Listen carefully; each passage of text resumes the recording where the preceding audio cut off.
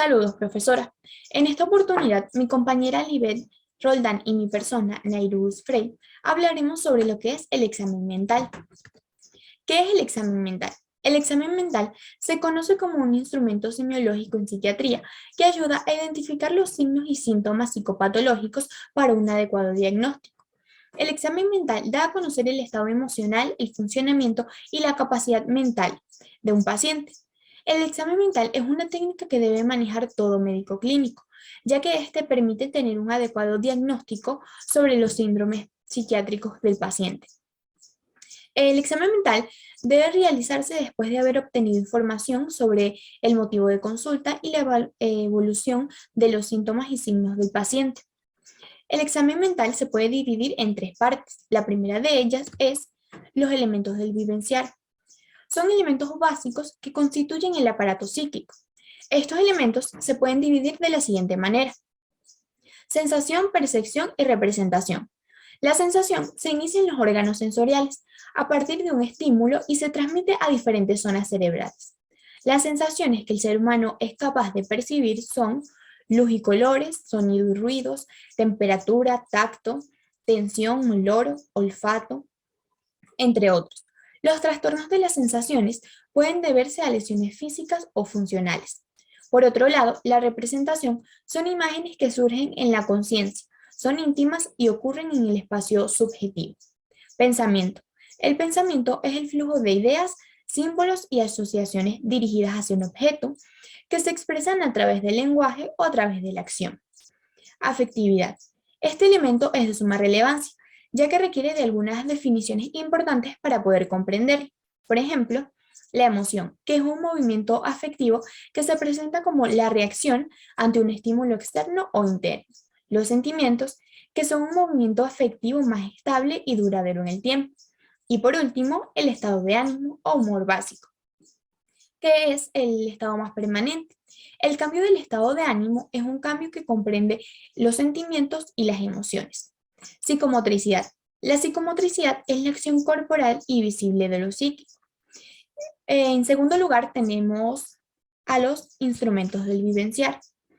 Estos son las vivencias subjetivas de cada individuo que requieren de capacidades neuropsicológicas básicas.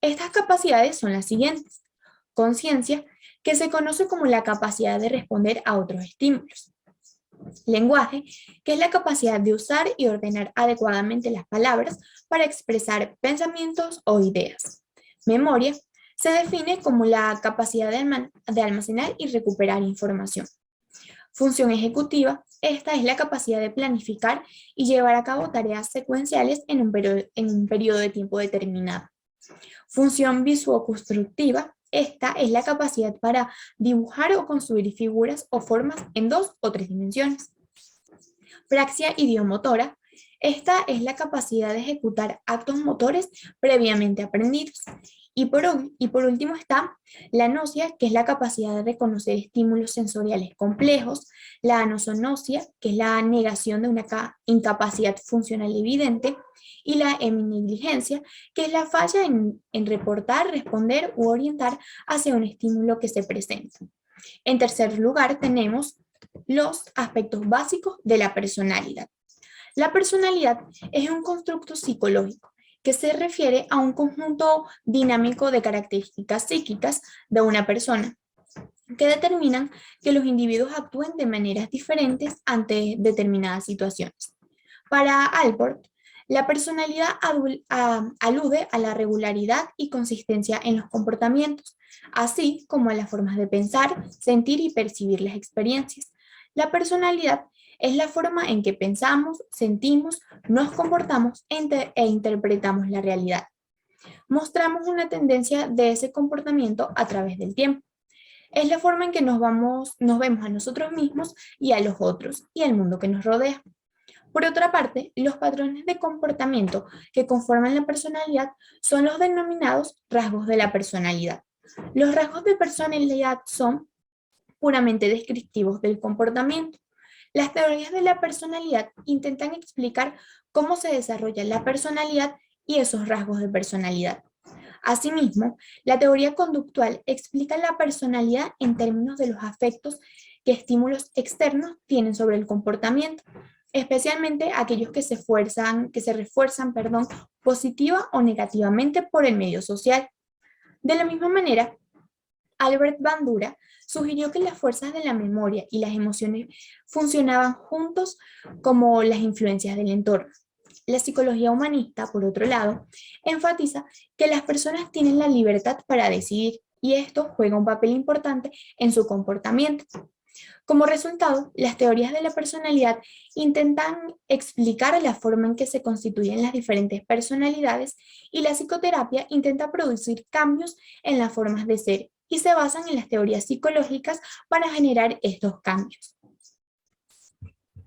Hola, mi nombre es Libet Roldán y en esta oportunidad hablaré sobre examen mental infanto-juvenil y alteraciones mentales.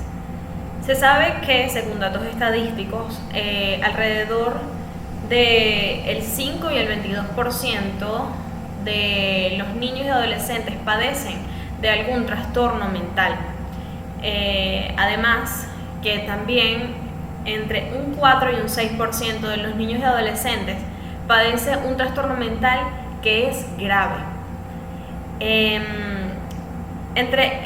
Más del 50% de las enfermedades mentales que se conocen se producen o inician desde el periodo de infancia o adolescencia. Es por esto que es tan importante el realizar examen mental en el periodo de infancia y adolescencia para detectar de forma temprana los padecimientos de trastornos mentales o alteraciones mentales.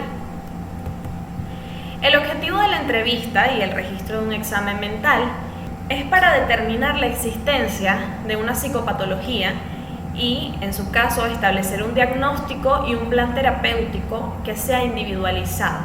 Este se llega al diagnóstico por medio del manual diagnóstico, el DSM-5, de los trastornos mentales.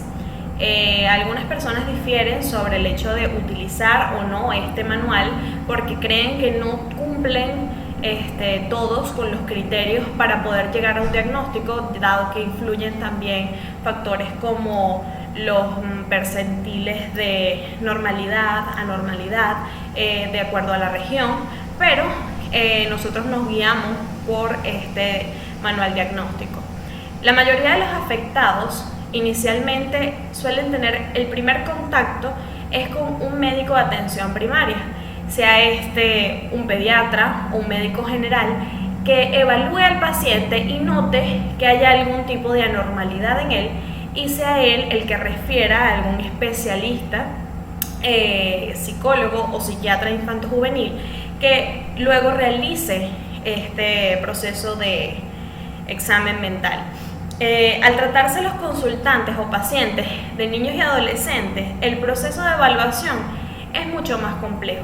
Esto debido a que un niño no se expresa de la misma forma que un adulto y un adolescente tampoco lo hace, además de que existen muchas emociones, sentimientos y otros factores que hacen que sea más complicada esta dinámica, además de que como se trate de un niño, también el psicólogo o psiquiatra debe llevar también, aparte del registro del examen mental individual con el paciente, el niño, también lo debe hacer con sus padres y también en algunos casos con algunas personas del entorno, como lo son los maestros, los hermanos y distintos otros personajes o personas que están involucradas en la vida del paciente.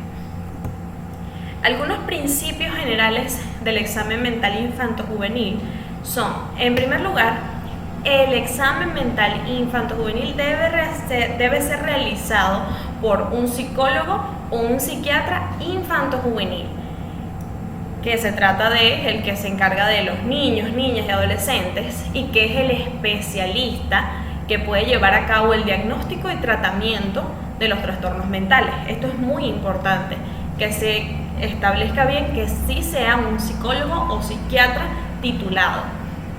Además, un principio general también es que desde el inicio la relación debe ser desarrollada en un contexto de seguridad y confidencialidad.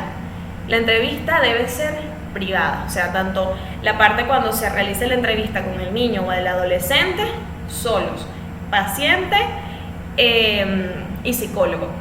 O si no, padre, psicólogo. Lo que se revela padres y psicólogos no se revela al niño, lo que se revela al niño, psicólogo, no se revela al padre, sino que se busca la forma de cómo manejar la situación del proceso terapéutico, manteniendo confidencial el proceso de entrevista. Además, también se debe construir una alianza con los consultantes, muy importante, un vínculo que lleve a que existe rapport. Esto debido a que la interacción debe ser amigable, especialmente con el niño, debido a que esto va a ser el principio a un proceso terapéutico, o eso se espera. Entonces es necesario que desde el principio, desde el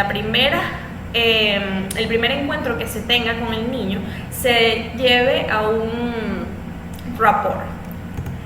En otro principio general es que hay que crear un clima que permita la mejor comunicación, tanto con el niño como con los padres. Para ello, el clínico, el psicólogo o psiquiatra, debe poder identificarse con cada uno de ellos, pero muy importante, sin perder la neutralidad.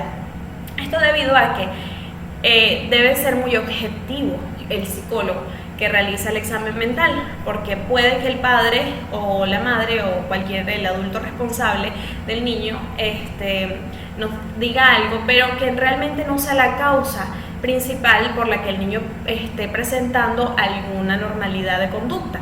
Entonces es necesario prestar mucha atención objetivamente tanto a lo que habla con el niño como lo que se habla con los padres. También se debe procurar mantenerse flexible, positivo y atento a todas las señales que se puedan observar, tanto en el lenguaje verbal como en la comunicación no verbal, en cómo son sus gestos, cómo es su actitud, cómo se comporta el individuo durante el examen mental, para poder conducir la entrevista con control y una escucha activa.